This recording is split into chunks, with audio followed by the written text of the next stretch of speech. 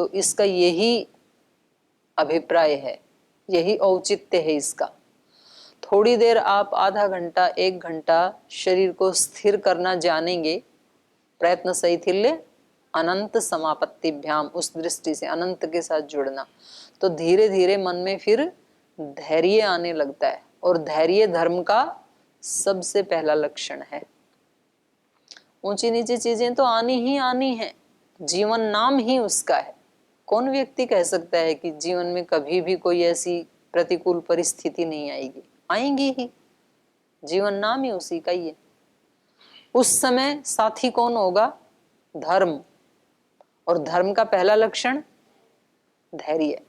धैर्यम यस्य पिता क्षमा च जननी। जिन लोगों ने जाना, अलग अलग ढंग में उन्होंने उसका बखान किया धैर्य का। धृति क्षमा दमोस्तेयम। तो थोड़ा व्यक्ति को धैर्य रख करके अपनी बात कहनी चाहिए। लेकिन ताटका के पास, बेचारी के पास धर्म था नहीं, तो इसलिए शब्द सुनते ही तम शब्दम अभिनिधिध्याय राक्षसी क्रोध मूर्छिता श्रुत्वा च अभ्यद्रवत। सुनते ही वो दौड़ी, क्रुद्धा अभ्यद्रवत, क्रोधित होकर के दौड़ी। यत्र शब्दों विनिश्चितः, जिधर से वो शब्द आ रहा था उस शब्द की तरफ। भाई शब्द करना भी कोई अपराध थोड़ी है, तो शब्द मात्र से क्रोधित क्यों होना? जाके देखना चाहिए किसका शब्द है ये। ताम दृष्ट्वा राघवः क्रुद्धाम विकृताम विकृत आननाम। तो विकृत आनन है जिसका, आनन मतलब मुख। विकृत आननाम विकृताम क्रुद्धाम ताम दृष्ट्वा, राघव ने उस विकृत शरीर वाली, विकृत चेहरे वाली, उस विकृत क्रोधित राक्षसी को देखा। तो देख करके प्रमाणेन अतिवृद्धाम, और परिमाण में भी कैसी थी? स्थूलकाय थी। प्रमाणेन अतिवृद्धाम, जो प्रमाण में, प्रमाण का मतलब है यहाँ परिमाण, जिसका डील डोल कैसा है? अतिवृद्धाम, भयानक है।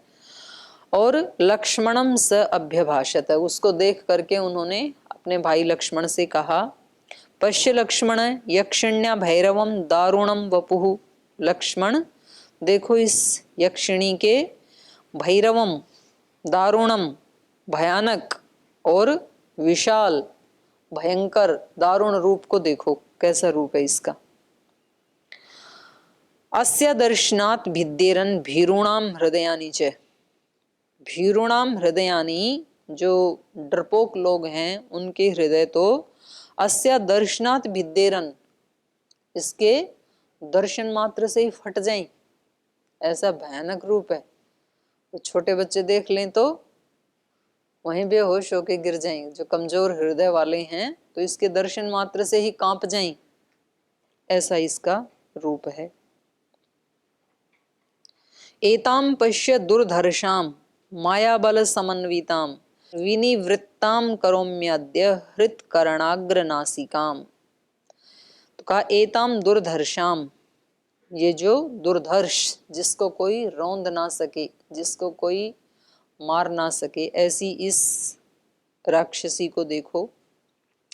माया बल समन्विताम, इसके पास बल तो है, लेकिन कौन सा बल है? माया बल, छल कपट का बल। माया क्या होती है?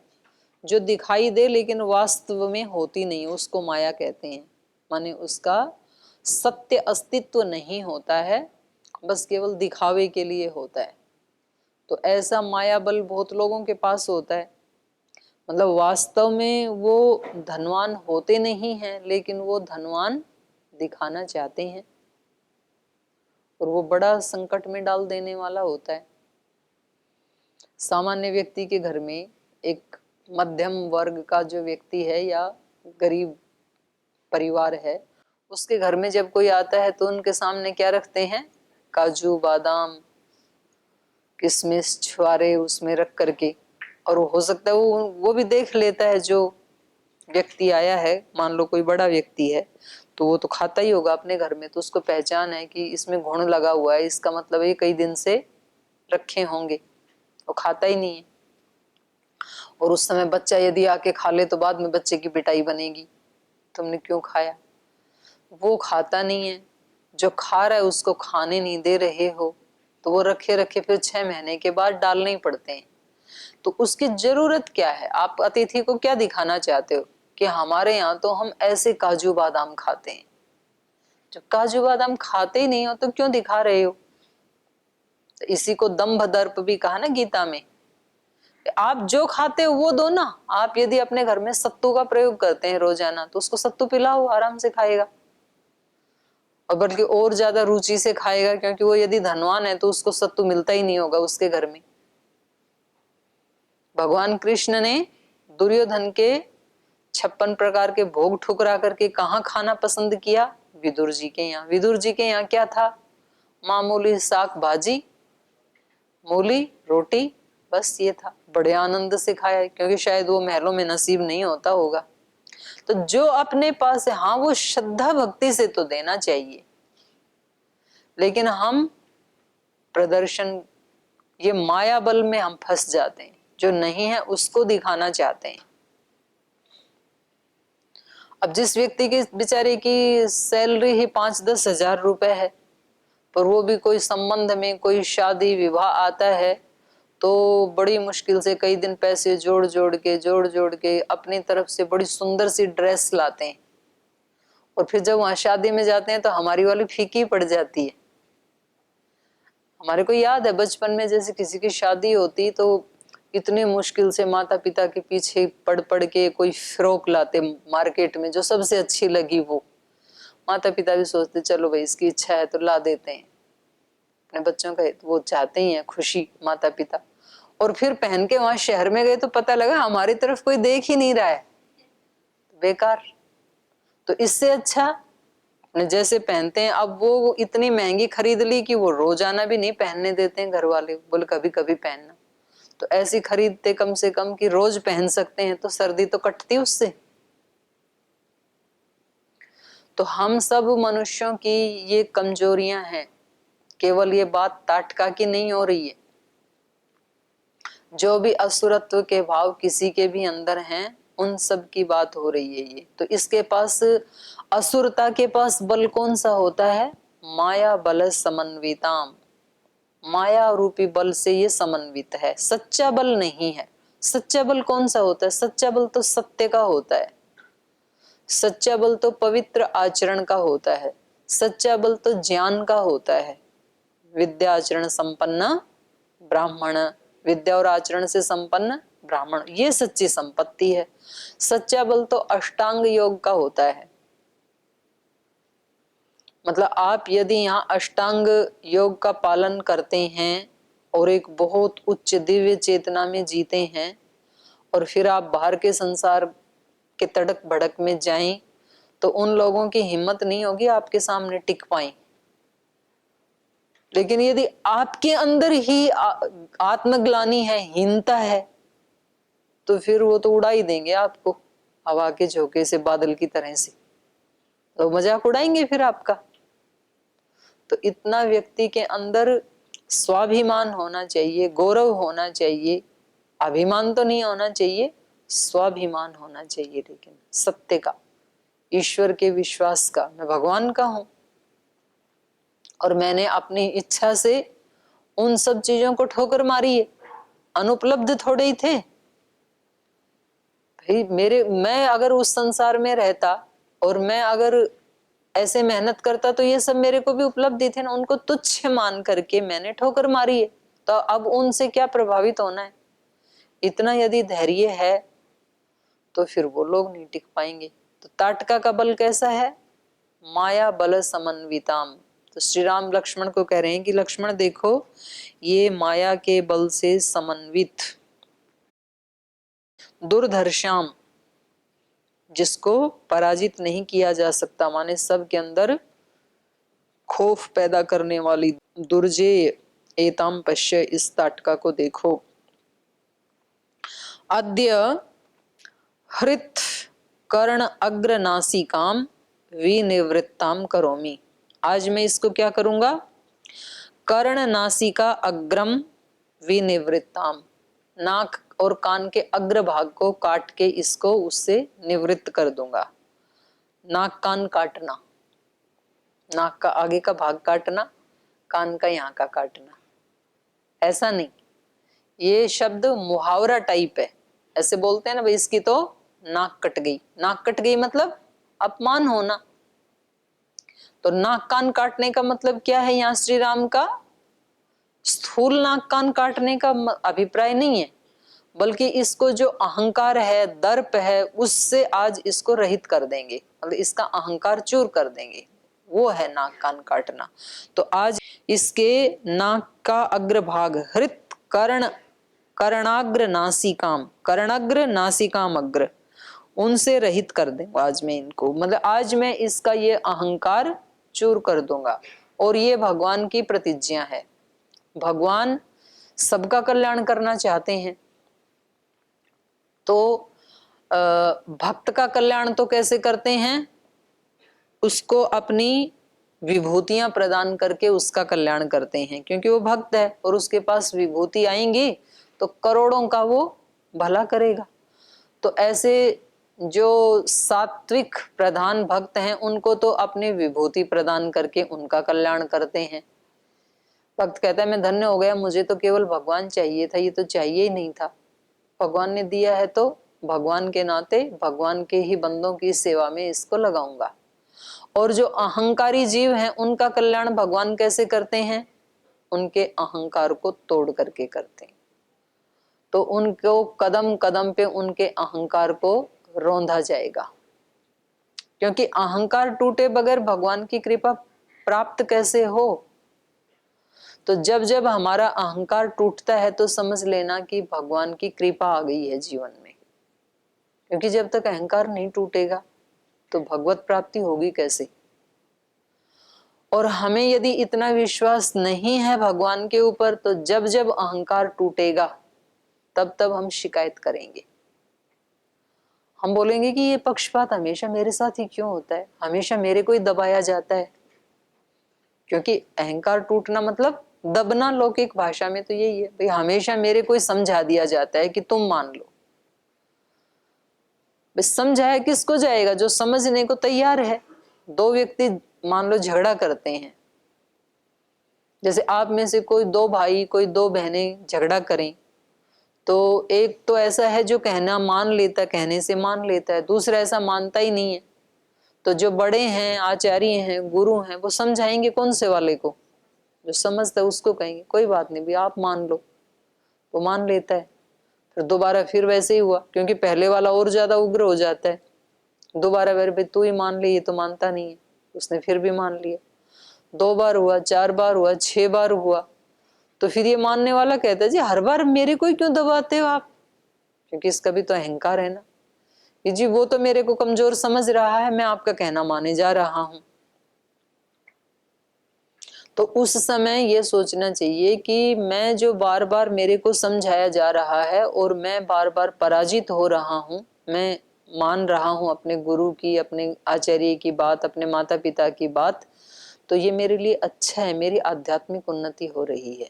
क्योंकि इससे रोज रोज क्या होता है, मेरा अहंकार टूटता है, और अहंकार का टूटना ही आध्यात्मिक उन्नति है। जब तक अहंकार है तब तक आध्यात्मिकता हो नहीं सकती है। तो एक बार जो है ना, इनको बड़ा घमंड हो गया था अर्जुन को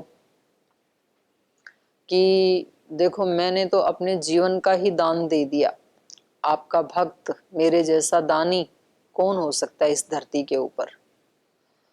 तो भगवान कृष्ण ने कहा कि देखो ये अहंकार आना उचित नहीं है, आप बहुत अच्छे धनुर्धर हो, दानी हो, जीवन दान दिया है, वो सब बातें ठीक हैं, पर ये घमंड आना, तो फिर महाभारत का युद्ध हो चुका था।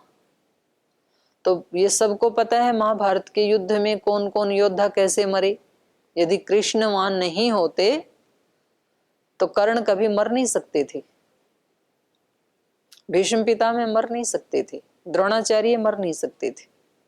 नीति से मारा ना इनको, बहुत बड़े योद्धा थे ये तो मरवाया तो कृष्ण की नीति ने, और अहंकार हो गया इनको कि हमने देखो कैसे कैसे धुरंधर योद्धाओं को ढेर कर दिया है।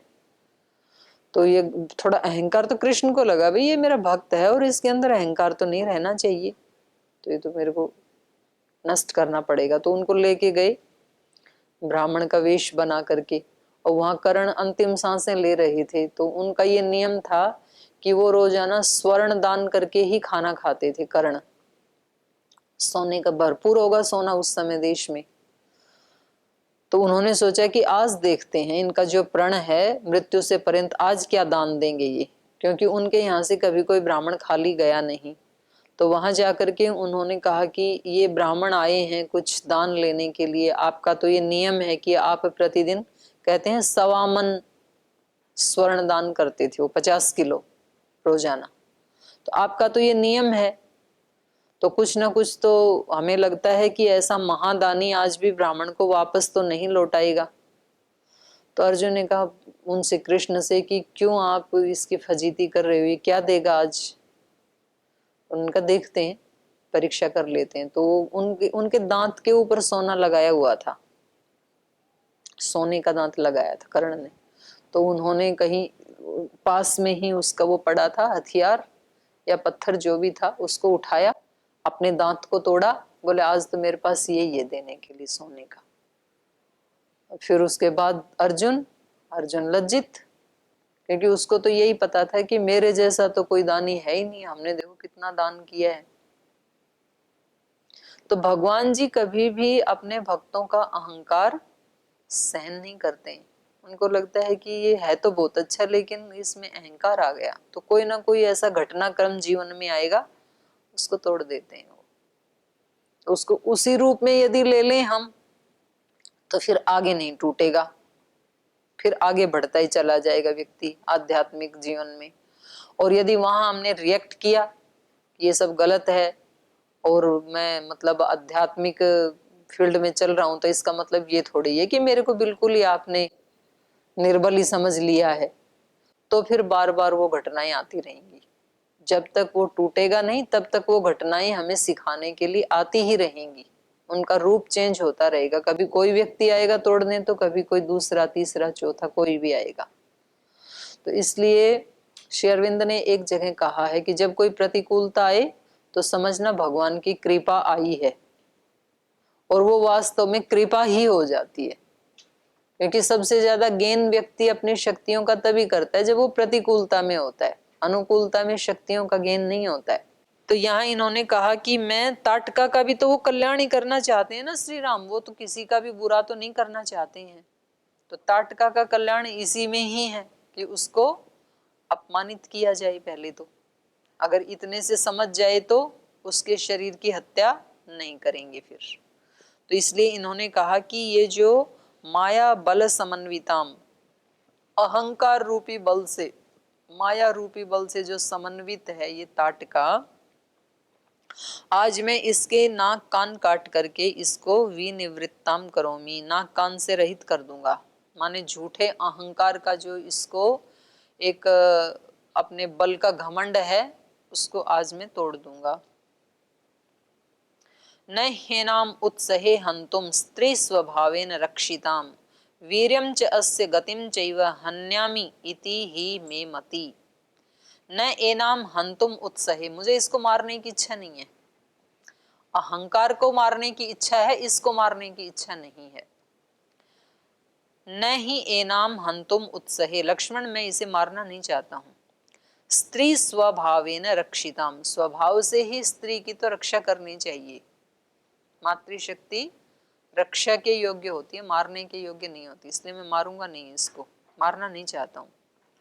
लेकिन वीर्यम च अस्य गतिम चैव हन्यामि, मैं इसके पराक्रम को, पराक्रम मतलब दुष्पराक्रम, जो ये आतंक मचा रही है जिसको पराक्रम कह रही है, इसको, और गतिम च, और इसकी गति को, उन दोनों को हन्यामि इति ही मे मति, ऐसा मेरा निश्चय है, ऐसा मेरा दृढ़ निश्चय है कि मैं इसको, इसके प्राण नहीं लेना चाहता हूं, बल्कि इसके पराक्रम को और इसकी घूमने फिरने की शक्ति को नष्ट करना चाहता हूँ। गति को, माने जिस गति के कारण ये इतने लोगों की समस्या का कारण बन गई है, भय का कारण बन गई है, उसको मैं नष्ट कर देना चाहता हूँ। तो ऐसे ही करते हैं भगवान जी। और फिर भी व्यक्ति ना माने तो फिर अंतिम डिसीजन लेना पड़ता है। नेह्नामुत्सहे हन्तुं स्त्री स्वभावेन रक्षितां वीर्यं चास्य गतिं चैव हन्यामीति हि मे मतिः। एवं ब्रुवाणे रामे तु ताटका क्रोधमूर्छिता उद्यम्य बाहुं गर्जन्ती राममेवाभिधावत। विश्वामित्रस्तु ब्रह्मर्षि हुंकारेणाभिभर्त्सतां स्वस्ति राघवयोरस्तो जयं चैवाभ्यभाषत। उद्धन्वानारजो घोरं ताटका राघवावुभौ रजो मेघेन महता मुहूर्तं सा व्यमोहयत्। ततो मायां समास्थाय शिलावर्षेण राघवौ अवाकिरत् सोमहता ततश्चुक्रोध राघवः। शिलावर्षं महत्तस्याः शरवर्षेण राघवः प्रतिवार्योपधावन्त्या करौ चिच्छेदपत्रिभिः। ततश्छिन्नभुजां शान्ताम् अभ्यासे परिगर्जतीं सौमित्रेरकरोत्क्रोधात् धृतः कर्णाग्रनासिकाम्। एवं ब्रुवाणे रामे तो ताटका क्रोध मूर्छिता। तो उसको आता हुआ देख के उन्होंने ये शब्द कहे कि भाई देखो इसका डेल डोल, इसका हाव भाव, आज मैं इसके नाक कान काट के आज मैं इसको अहंकार से मुक्त कर दूंगा। तो जब वो ऐसा कह रहे थे, एवं ब्रुवाणे रामे, राम के ऐसा कहे जाने पर वो अपने भाई को कह रहे थे, तो ताटका क्रोध मूर्छिता, क्रोध मूर्छित तो पहले ही थी और हो गई होगी थोड़ी सी इतनी बात सुन के। अच्छा मेरे को इतना कमजोर मान लिया आपने, मैदान में आ जाओ, बात करने से क्या होता है। क्रोध मूर्छिता उद्यम्य बाहुम, अपनी भुजाओं को उठाते हुए, गर्जंती रामम एव अभ्यधावता, गर्जंती आगे बढ़ती हुई, गर्जंती मतलब बादल की तरह गरजना नहीं है, गर्जंती का अर्थ होता है बढ़ना। तो ये शोर करती हुई, क्रोध से पागल होती हुई अपनी भुजाओं को उठा करके रामम एवं अभ्यधावत, राम की तरफ ही दौड़ी। अच्छे बड़ी बड़ी बातें करते हो ना, पराक्रम की बात करो, बातों से क्या होता है।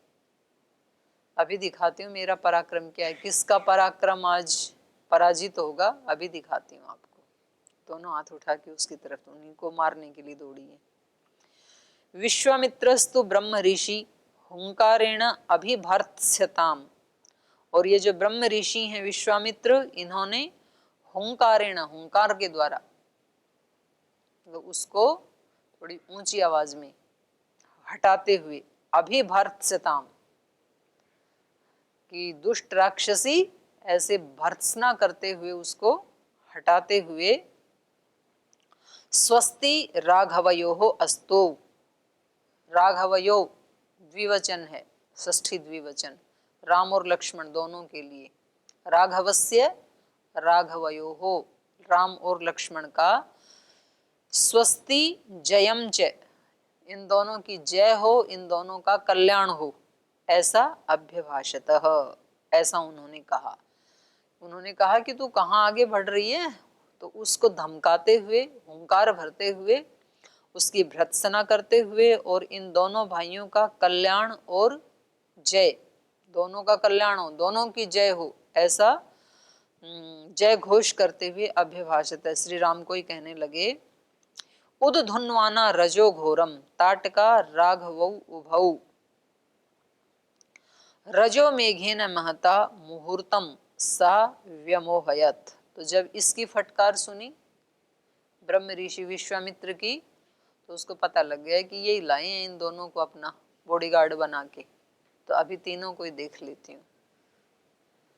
तो इसने क्या किया, उद्धुन्वाना रजो घोरम, धूल उड़ाती हुई,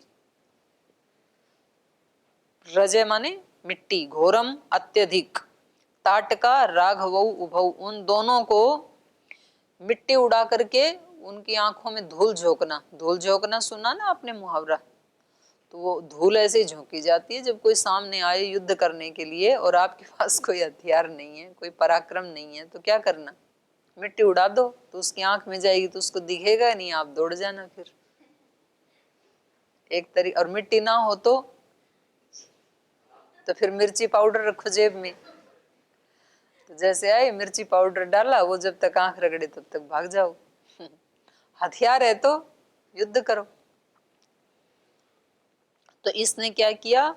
उद्धुन्वाना, उड़ाती हुई, रजोघोरम, बहुत सारा रेत धूल मिट्टी उड़ाती हुई, रजो मेघेन, रज का मेघ जैसे बना दिया, बादल सा। तो इतनी लंबी चौड़ी है तो कोई एक मुट्ठी रज थोड़ी उड़ाएगी, पूरा बादल का बादल ही खड़ा कर दिया मिट्टी का, इतना ज्यादा उड़ाया। रजो मेघेन महता, महान धूल मिट्टी के बादल से, मुहूर्तम सा व्यामोहत, मुहूर्त भर के लिए, थोड़ी देर के लिए तो इन दोनों को, राघवौ उभौ व्यामोहत, इन दोनों को मोह में डाल दिया। मोह में डाल दिया मतलब भाई क्या करें, अभी कुछ सूझ ही नहीं रहा है, किम कर्तव्य विमूढ़ कर दिया उन दोनों भाइयों को भी घड़ी भर के लिए। तो उसके बाद इन्होंने क्या एक्शन लिया ये कल पढ़ेंगे। आज यही पाठ को विराम देते हैं। ओम